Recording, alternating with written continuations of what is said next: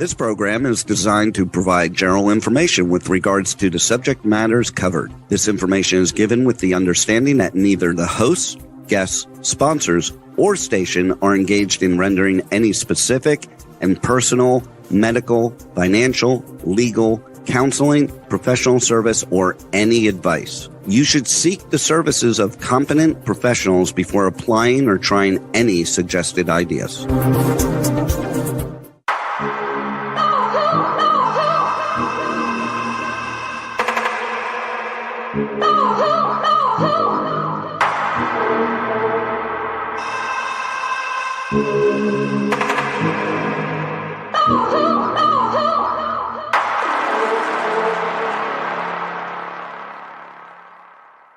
Good morning, true seekers and true crime junkies. Welcome back to another episode of Hit the Road Jack, Finding the Zodiac.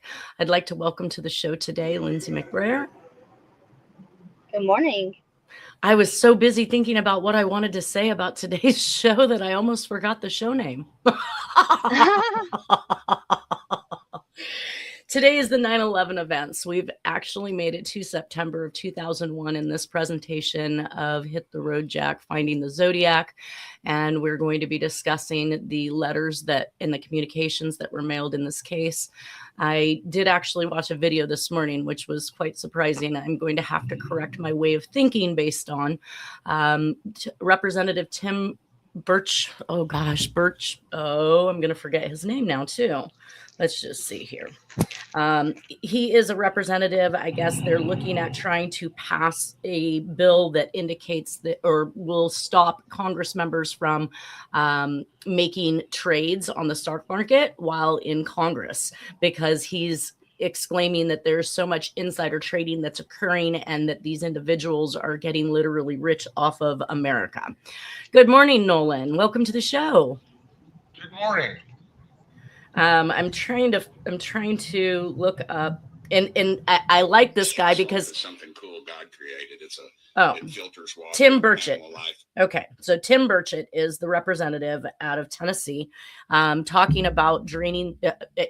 This is where I'm going to correct my language. He's talking about don't drain the swamp, because the swamp is actually something that God made and it filters out garbage. It is a place where many different types of species live and survive and prosper, that he says that what he's dealing with in Congress is sewer. So I'm going to change that is from weird.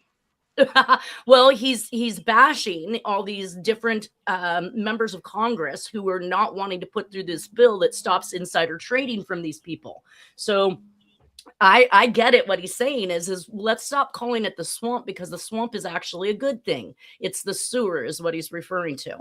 And so he's stepping out against Congress in whole, stating that they're trying to pass a bill that would prevent them from making trades while they're in Congress, because they have inside information. He says, when you see these members of Congress that are doing 400 to 600 trades a year, that's because of insider trading. So they're literally getting rich off of Americans, and he really wants this bill to pass. So he's a Republican. You would think Congress. What's that? You would think the Security Exchange Commission would step in if they're doing all these trades. I mean, the SEC's job to monitor that stuff.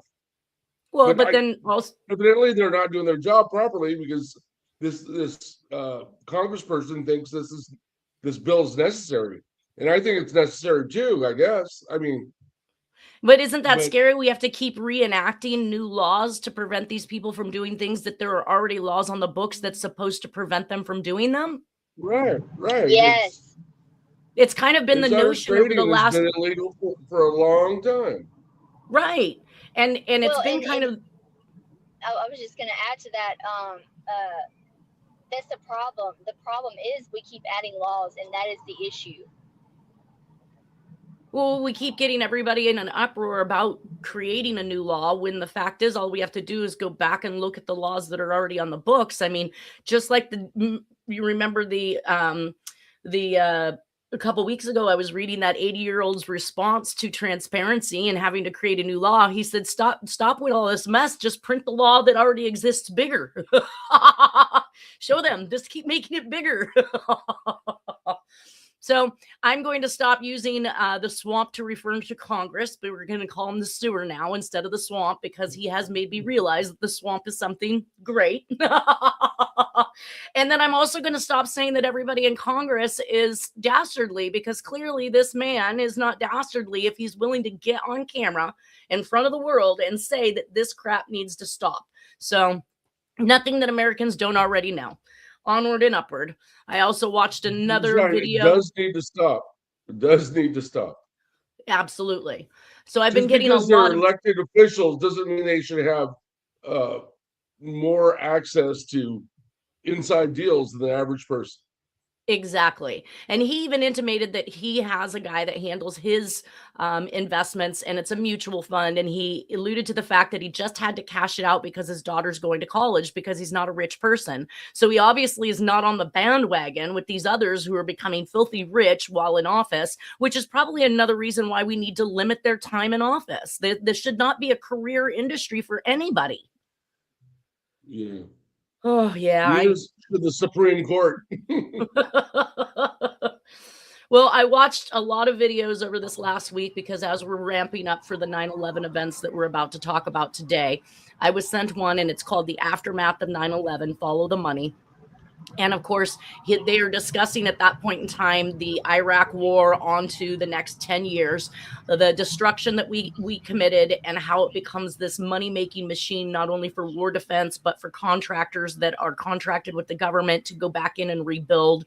He personally watched and saw many of the supplies and building materials that were sent over to Iraq that was supposed to rebuild schools and homes and make this place good again after we blew it up, that they literally left on pallets and burnt.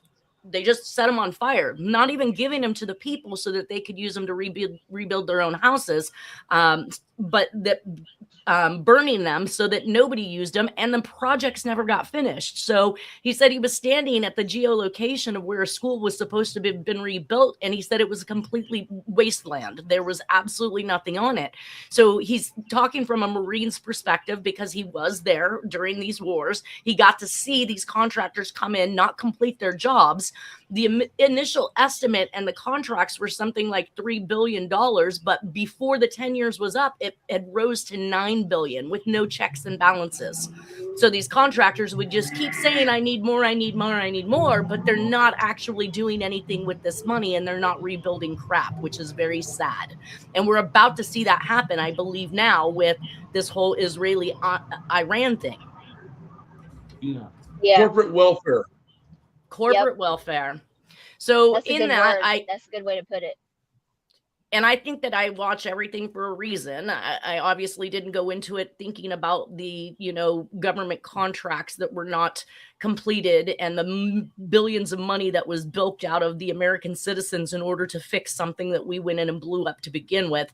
But I did catch a brief portion of a speech from Bush at Bush Institute. And he basically is quoted as saying, he's on camera saying this. So I quoted him in my presentation. He says, in contrast, and I think this is a Freudian slip. So if you catch what I mean when this happens, then you'll understand how it pertains to 9/11. He says, in contrast, Russian elections are rigged. Political opponents are imprisoned or otherwise eliminated from participating in the electoral process. The result is the absence of checks and balances in Russia, and the decision of one man to launch a wholly unjustified and brutal invasion of Iraq, of Ukraine, Iraq too. Anyway, 75, huh? And check it out. The majority of the armed forces in Iraq were private contractors like Blackwater and other international private contractors. But and who paid for them? Taxpayers. We did. Yeah. Yep. A total waste of money, a total waste of, for us to why do we keep blowing up people to have to turn around?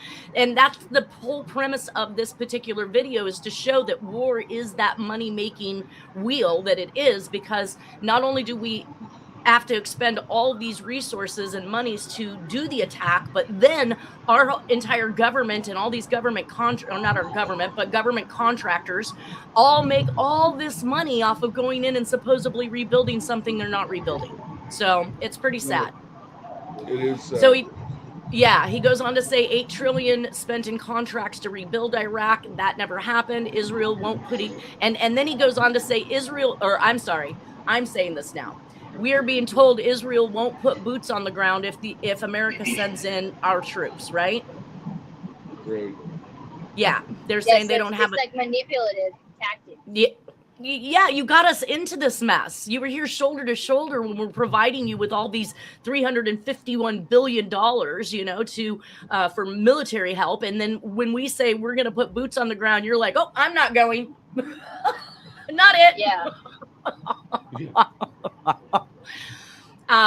In a war that they started, clearly. So some YouTube comments was, I had at Quad B47 says, wasn't Dennis Kaufman exposed as a hoaxer? LMAO. Now, I don't know anywhere that I have heard that he was a hoaxer. If you're looking at Tom Voigt's crew or, somebody that we believe is actively covering up the real identity or not at least trying to determine who is at fault in this case, then yes, you might have seen something like that. But I don't know who he feels exposed Dennis as a hoaxer and what information he believes proves that Dennis was some types of hoaxer. I wouldn't be here if Dennis was a hoaxer.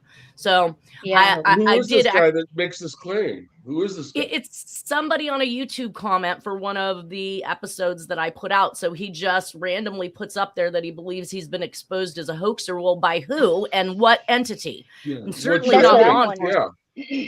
Certainly not law enforcement.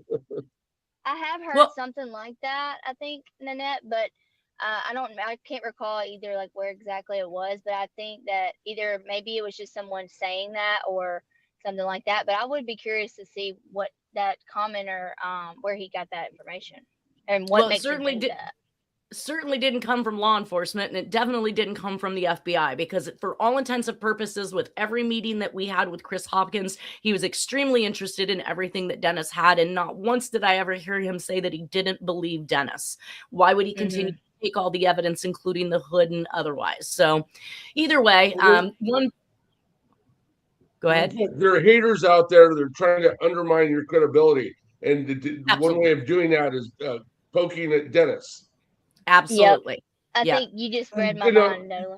Dennis wasn't a perfect person. He had his own flaws like every human being.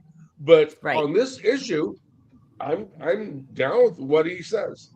Yeah, the evidence is definitely pointing in that direction. So I brought back up some posts from last year, which I did show at 9/11. The only thing that could have made this presentation better in my mind is that this happened on 9/11 instead of today. But here we are in this position chronologically with this. I read off a couple posts from last 9/11, and it says they want to split you. Oh, they want you split, left versus right, red versus blue. It's the oldest trick in the book. Divide, distract, and devour. While lives are lost and grief is real, don't mistake tragedy for tribal loyalty. No politician is your friend. They serve power, not people. Grieve the human cost, question the narrative, and refuse to be weaponized. Followed by, I miss 9/12. I would never ever want another 9/11, but I miss the America of 9/12. Stores ran out of flags to sell because they were being flown everywhere. People were Americans before they were upper or lower class, Jewish or Christian, Republican or Democrat.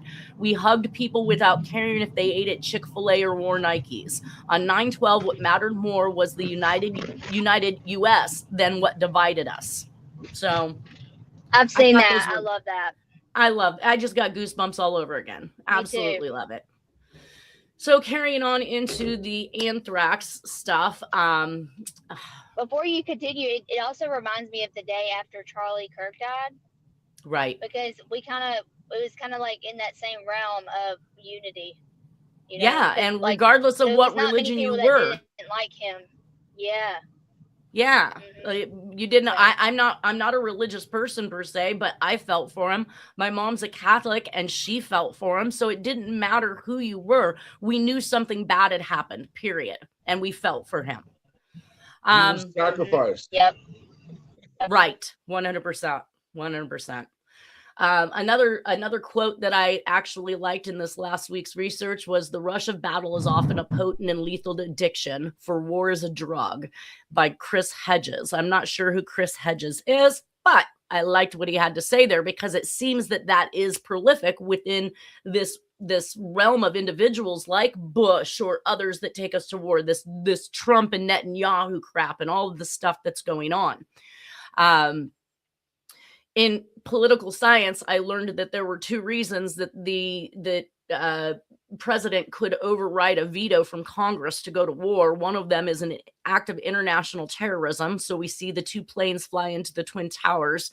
The second is an act of biowarfarism. And following the Twin Towers, when Bush was still told no, he couldn't go to war, we see the perpetration of the anthrax mailings, which is that act of biowarfarism. So clearly this is where the President Bush at the time would stand up and say something like, it's imminent danger, right, Nolan? That's one of the reasons, imminent danger. Yeah.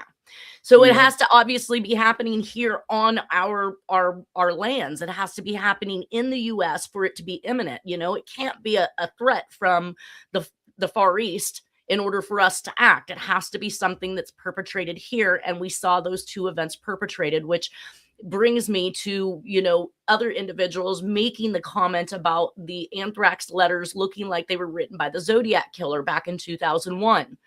I thought these people were crazy. And after, you know, clearly a deeper dive into this and an even deeper dive this last week, we're going to see some pretty amazing things that obviously suggest these people were probably telling the truth.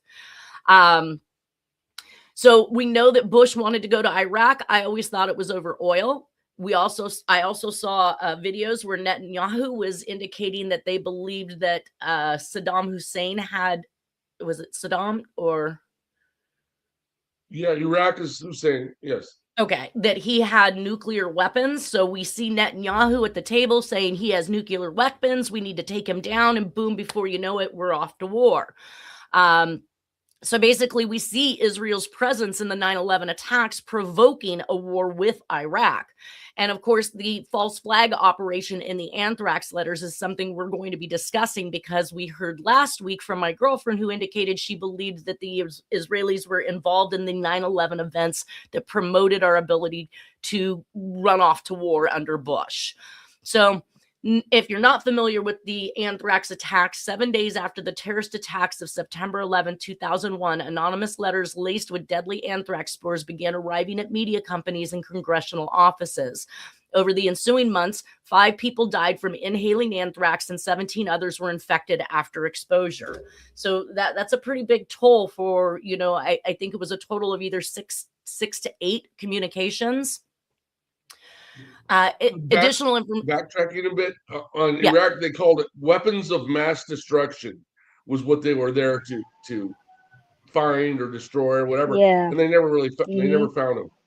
So it wasn't really necessarily. Well, I think that the video that I watched, Netanyahu specifically said nuclear weapons. Nukes. Well, that was always about that. Always weapons of mass destruction. Yeah. And from what I can tell, based on larger set, right.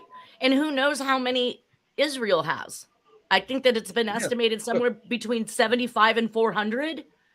Paid for by U.S. taxpayers. Exactly.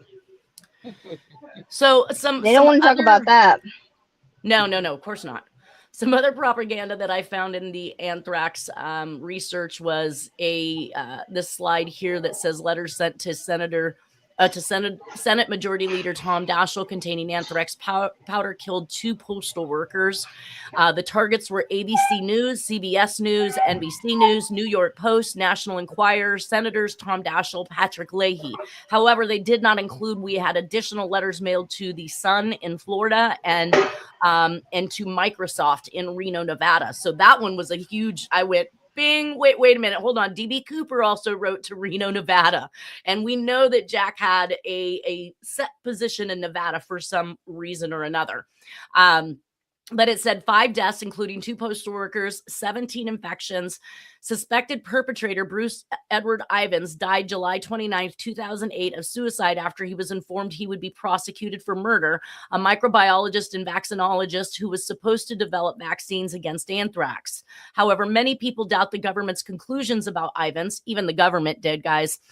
Some coworkers said they would have noticed him in developing the anthrax that was used, and that's basically because they worked in the same lab as him. That's not something he could have gotten away with there. And if they didn't find a getup at home or anywhere else where Ivins could have possibly made this stuff, then the likelihood of him having made it is probably nil to none. It says one historian. Yes, 100%.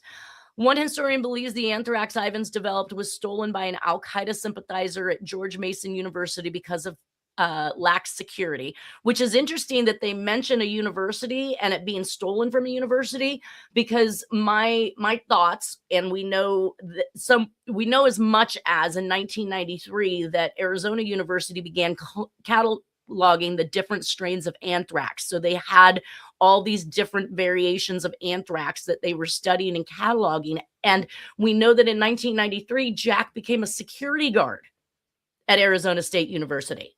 So when we talk, when we talk about the possibility of him getting his hands on this stuff, if they believe that a security guard could do this at George Mason University, then it makes it completely possible that a security guard at Arizona State University could have done it as well, which would have been Jack. But it says we will probably never know. The cost of the cleanup to decontaminate buildings where anthrax was found was about $1 billion. That's insane. Anthrax letters.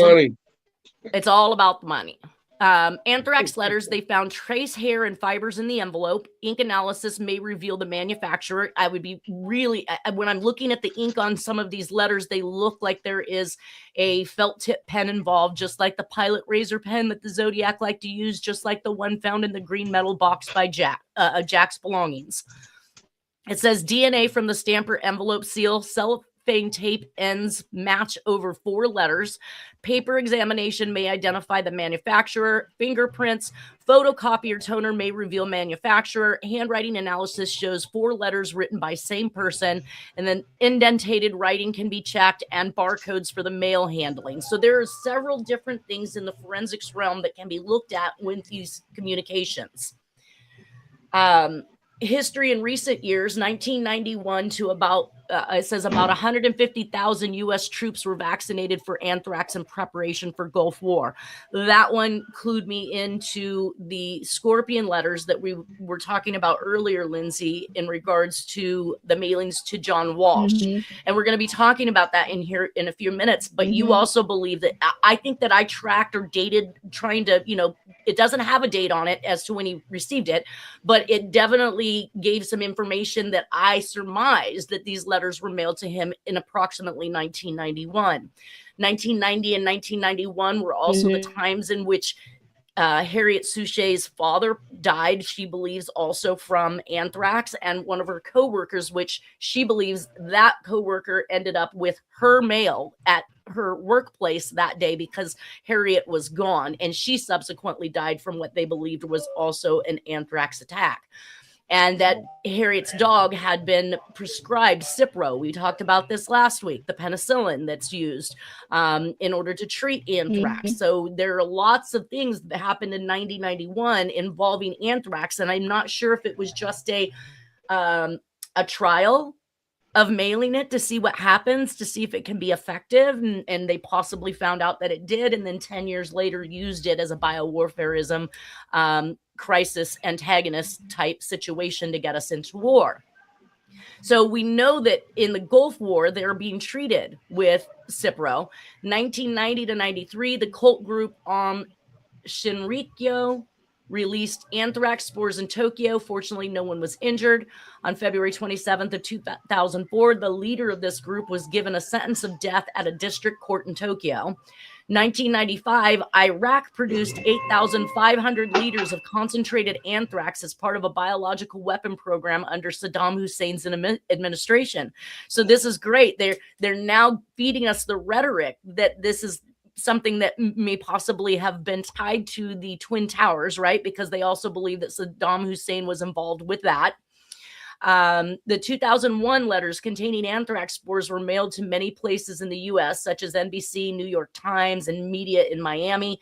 In Florida, a man died after inhaling anthrax at the office. And that is that letter to Florida, which I think is about 8 days after the initial letters that went to the representatives and to the media. But these attacks on media and sending this to the media is more or less a Zodiac persona, if you will, right? I mean, yeah, I understand the politicians. Yeah, but the media is, Zodiac MO all day long. So here's a version of the letter I hadn't seen before. So this is probably one of the clearest color scans of it. I'm not sure what happened to the actual address on this envelope. I can see the mailing barcode. Does that mean that he addressed the backside of it, or during some attempt to test the ink, it was all washed away? I really don't understand why I'm seeing the front of this with the postmark and the mailing barcode down here at the bottom, but I don't see an address at all. So if they didn't black it out, then that means it was on the opposite side of the envelope. We also see this. Someone tried to disguise it or erase it or something. I was kind of shocked to see it, because all the rest of the envelopes that I've seen actually show the barcode and the postal stamp and all of that on the actual side that the address is on. So where did it go? Yes, it's always on the side that's not sealed. It's on the other side. And this looks like an envelope that had postage already attached, if I'm correct. I mean, I don't recognize this to be any type of a stamp. It has no numerical value to it. So I'm not even sure how the mailings would have gotten to where they were getting to, because we know at a minimum in 2001, your mail wasn't going anywhere if it didn't have the proper postage. Right. Well, it looks like maybe one of those ones that you run through the you deliver it, there's no address. The machine to stamp it. Well, the postmark, yes, the postmark is ran through a machine, but this I would assume to be the actual, this would have to be the postage. I see no other indication of postage anywhere, no stamps, no nothing, but you could buy pre-postaged envelopes that already had it. Yeah. And it's pre-printed on the envelope. Yes. It doesn't have a stamp, it's pre-printed. Mm-hmm. So if that is what that is, then what's that? Yeah, you can buy them at the post office. Right. Now, when I look at the letter in itself, in entirety, we can see that this is not a full 8.5 by 11 sheet of paper. It's missing a good portion of the bottom, if that's the case, which also led me back to Black Dahlia. And we're going to be talking about that as well. And the size of the paper that was used happened to be because it was from a teletype machine. So one of those machines that the mob and the casinos and the press and everybody uses, that gets information flying back and forth as fast as possible to keep them on their toes and at the top of the game in the information game.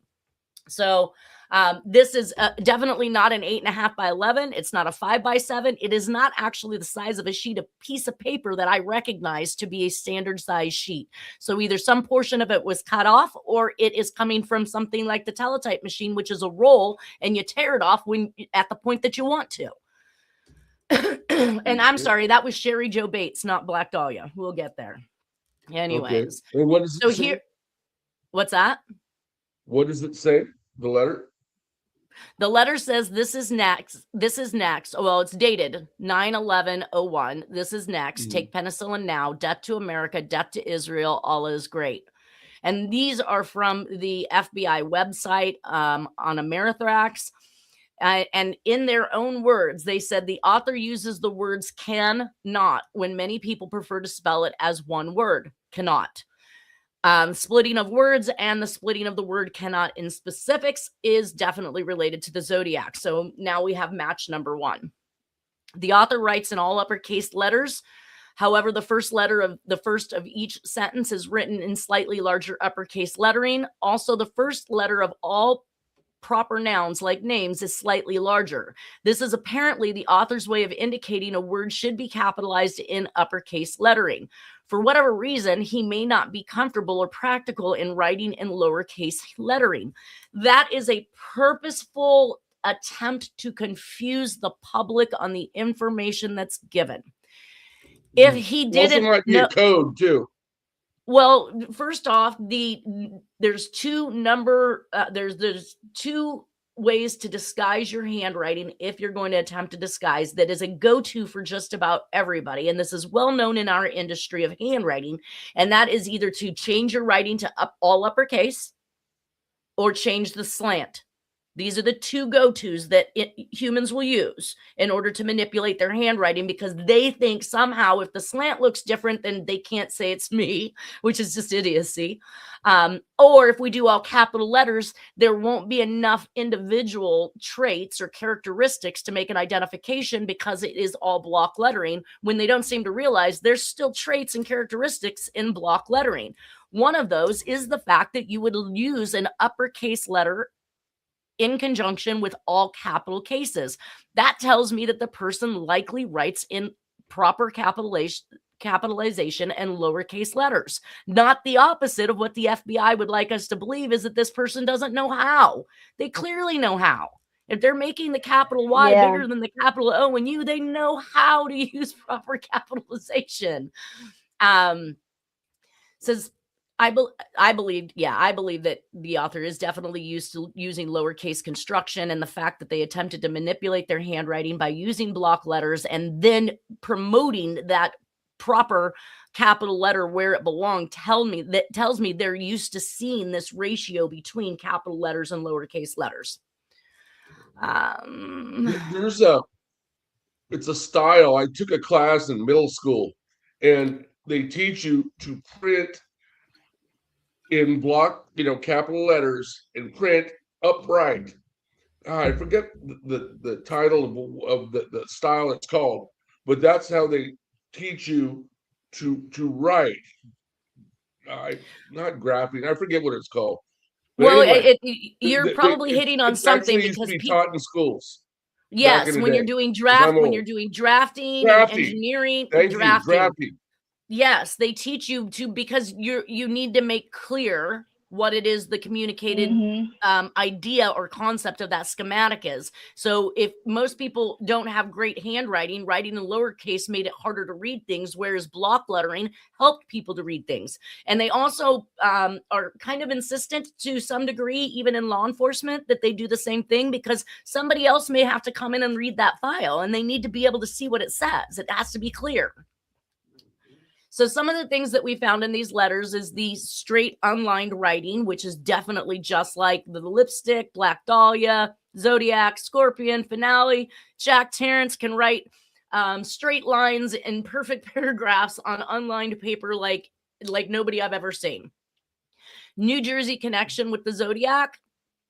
Lipstick killing, Jack, Albert Einstein, Scorpion. So these are some old notes from back in 2013 when I did this. And I was just kind of making these simple connections between things. Building is spelled out in the envelope. Address, just like Black Dahlia. Address sequence with no comma. Separator is identical to Zodiac and Jack. Address to the editor. Zodiac, Black Dahlia, Tomboy, Christmas card. So many to the editor. We know. Address to the media and 2 senators. So the we statement in the letters allude to more than him involved. And I know that Harriet has made solves that she believes that there's also a group involvement here. This is also equal to the finale letter, which we'll be talking about in this segment of the 9/11 as well. So Harriet Suchet had alluded to the return address on these letters were from a 4th grader of a Greendale school, because that's what they say. She claimed that a Raymond Marie Hilton in 2001 makes regional news, and she's a 4th grader at a Greendale school just over Canada border. I couldn't find anything on this person. In fact, when I actually got into the mapping out of Greendale school, we're going to see something extremely interesting pop up here in a few seconds. But before we get there, the 4th grader reference has been said to be another media reference incorporated into the communications of the killer, just like the Zodiac would do. address shows the use of the word building spelled completely out, just like in Black Dahlia. And I know you had some things that you wanted to throw out there in regards to Black Dahlia. You had mentioned a few names, and this is in a new or a recent book that you wrote or read, correct? Yes, Black Dahlia, Red Rose is the name of the book, and it's well written. But I've read the books that by Hodel that accused his father, the Dr. Hodel, of being involved with the Black Dahlia murders. And I still think he may have been involved in some respect due to the surgical nature of the bisection of her body and whatnot. He was a surgeon. He was running an illegal abortion clinic, and a lot of the cops were going through him get their pregnant mistresses abortions. But this book presents these other suspects. One is, I think, is a Norwegian guy or Swedish by the name of Mark Hansen, and that's Hansen. And right, and we talked about him some because he was either gave her a place to stay or was a boyfriend or something like that. Elizabeth Short actually lived at his house. He ran a nightclub in Hollywood, the Florentine Lounge, which was basically kind of like a burlesque nightclub, and they have performers and like dancers and girls, and like kind of like a French type of deal going on. One of the postcards that the Black Dahlia actually filled out was from one of those type of venues where they were dance girls on the stage kind of thing. And so it was a postcard that was sold at that venue that he used in the commission of the communications of that crime spree and time frame.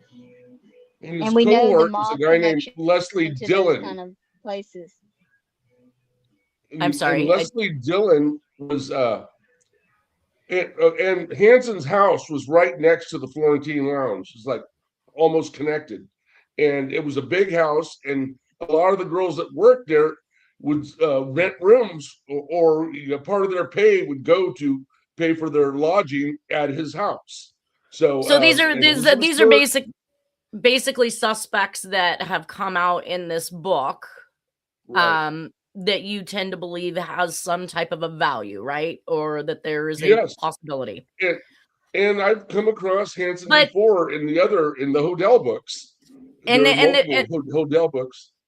The only thing that I would caution there is that based on the fact that we have clearly, shown the connectivity between Black Dahlia, Zodiac, Lipstick, they would also have to be in these other areas. So if Mark Hansen wasn't in these other areas, then he most definitely is not the author of the Black Dahlia communications. If he wasn't, I'm not saying he's the author, but I'm just saying there's a good chance he was involved in her demise and the other women as well. Gotcha. Yeah. This guy Leslie Dillon was involved. He was a pimp. He was an associate of Mark Hansen, and they were both seen at the Astor Hotel, as was Elizabeth Short shortly before she died. And that's the thing. Yeah, and it's a coincidence because the Dahlia is a form of an Astor, and Astor Hotel, it was on Flower Street.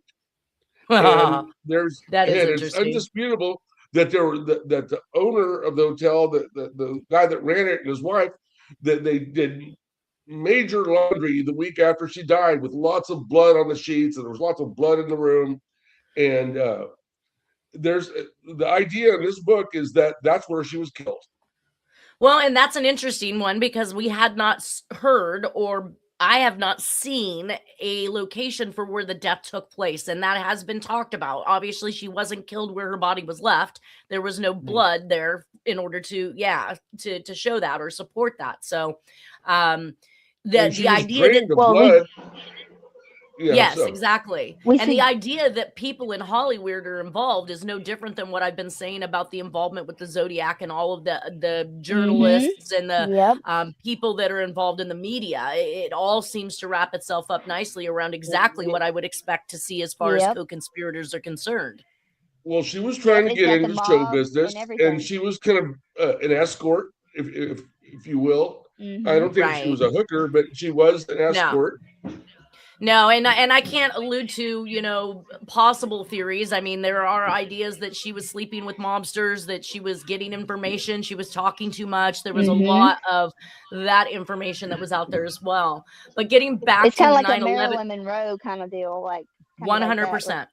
One last point I want to make before we leave this is that Leslie Dillon guy, he had a habit because he, like I say, he was a pimp. He went from town to town, San Francisco, LA, Hollywood, and he would always use aliases.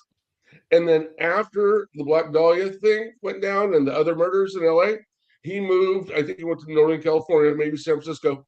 But from then on, he went by the name of Jack.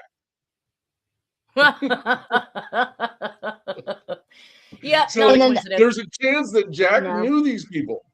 Right. 100%. Yeah, I mean, well, back the techniques is in the descriptions and the locations is all very Masonic, and we know that yes, the Masonic we're going to talk about very some of prevalent. That. Yeah. So to continue on the envelopes, in the Anthrax case, we see the use of the additional 4 digits for the zip code, which is not something that people often use. That's something you see when you're mailed something from an official location, not necessarily from your family or your friends. So the use of that is also going to be a cross connection. Now, this is where things got a little bit interesting for me, because when I started to map things out, and I'm using a combination of all of the series of letters from 2001 until 2005, in which I call it the finale letter to Tim Miller. And he basically says, I am too smart and I tampered with the evidence, and super fudge works well. My research, now super fudge based on Tim Miller and his private investigator, indicated that super fudge is also a coined name for oil. We know that Bush was wanting to go to Iraq, and the assumption is for their precious resources, such as oil. But when I started to actually do a deep dive into super fudge, I found out that it was a book written by a 4th grader, 4th grade, Greendale School, Franklin Park, New Jersey. It's about a 4th grader and written by Judy Bloom out of Humble, Texas. Now, we see Humble, Texas right here is on the outskirts of Bush International Airport. Guess what's to the bottom left-hand side of Bush Airport? No. Greendale. Okay. Oh, Let's wow. go back to the return address. Not a coincidence. Not a coincidence. This, for some reason, is circling Bush Airport. Also is the means by which Bush is capable of going to war with Iraq on Israel's beck and call. Now, we also see up here Tom Humble. And in Tom's Voight's letter from the Zodiac, it says, here's my humble offer. So these are all letters written between 2001 and 2005 after the discovery of Jack being the Zodiac, being turned into the FBI. We see this forward campaign. All of a sudden, these letters coming out of the woodworks that are cross-connecting all of these crimes. And the finale letter does just that for me. It connects everything all the way back to lipstick killings, all the way forward to the Anthrax letters. Now, if that isn't a big enough coincidence for you right there, that these communications actually lead to the same exact humble, Greendale, George Bush, Anthrax, super fudge. Like, if it doesn't actually make the connections for you, I don't know what else can. So, well, they tell you, they have to tell you that's part of the Masonic theater. Is sorry, Nolan. Before you I was going to say, like, even the Sherry Joe Bates in Riverside had elements of the lipstick murders in Chicago, the writing on the mirror, things like that. Yes. The watch that may have been from the swindles, the teletype paper that is consistent with the size of the letters we're seeing in the Anthrax mailings. There are definitely some cross connections. Zodiac 101 is leaving symbols and clues of prior happenings just to show that he it's related. And even in this letter, the finale letter saying I am too smart and I tampered with the evidence, that is a common denominator between Zodiac, the Scorpion letters, most of these saying you're not going to catch me. I've changed my handwriting. I've covered my fingerprints in airplane cement. I don't look like I use a disguise whenever I do my thing. There's this implication that he has all the inside knowledge of everything all the way up the level to CIA in these letters. Yeah, I think he knows he's protected too, because 100%. he did other killings. He was an assassin. So I told myself here to enter anthrax letters from Florida and Malaysia, because I found out about them after the fact. And that's when it kind of led me into the John Mark Carr trap and his trip to Europe. And he enters Malaysia and then ends up in Thailand, where he turns himself in for John Benet Ramsey's murder. But clearly he's not the perpetrator, but he has enough information, insider information, to make a claim large enough to get Homeland Security to fly over, pick him up, bring him back. And when he gets here, he's let off of all charges, including pedophilia, out of Sonoma County. So let's go. He turned himself in because he was in danger of being murdered overseas. He wanted protection, and he got it. Why would he did know? He knew something. He knew too much, and it's kind of like Zodiac. He knew more than what meets the eye, so therefore they could not expose him. Then maybe that's why he turned himself into a woman. He was really looking to slide under the radar. I mean, how else do you change your appearance other than becoming an opposite sex? There's a theory that Dan Cooper, everyone calls DB Cooper, but the name used is Dan Cooper.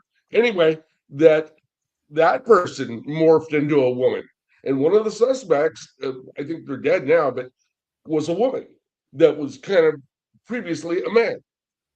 Oh, we're going to climb into DB Cooper in this in the 9/11 stuff too. There is nothing off of the chart here that is not included from previous crime sprees, and we're even going to hear how the author alludes to each crime spree as something different, as if he's not the overall perpetrator of all of this stuff. So here's the letter. Here's the information on the letter that went to Boca Raton, Florida. And here is that connection. My girlfriend was telling me about false flag operations. I never thought twice about this particular issue until we found ourselves at war with Israel again. And oh God, let's not go there. Anyways, in this letter says death to Israel, right? Death to America, death to Israel. And then in the Florida letter that is mailed to the Sun, the Star of David is included in that package. So is this a false flag operation, or is this screaming, don't look at Israel because they're part of it? Correct. That's 100% what it is. It blew my mind when I also saw trying to point blame on the Arab and Muslim world. And deflect it from any United States or Israeli blame. But in order to create more laws within, we saw after in the airports and all that, they wanted. Yep. You're cutting out really bad. But yeah, so this is my first acknowledgement of the fact that this is possibly a false flag operation in these anthrax letters, which assisted Israel pushing us into the war with Iraq, Bush getting to go to war to Iraq, and now we see our own president today, right now, in today's history, working with Israel once again to go to war for power and money and everything else. But it does say the Star of David in a bluish powder arrived at the Sun's mailroom in the American media headquarters. Now, this bluish powder is described a bit differently from the original anthrax attacks.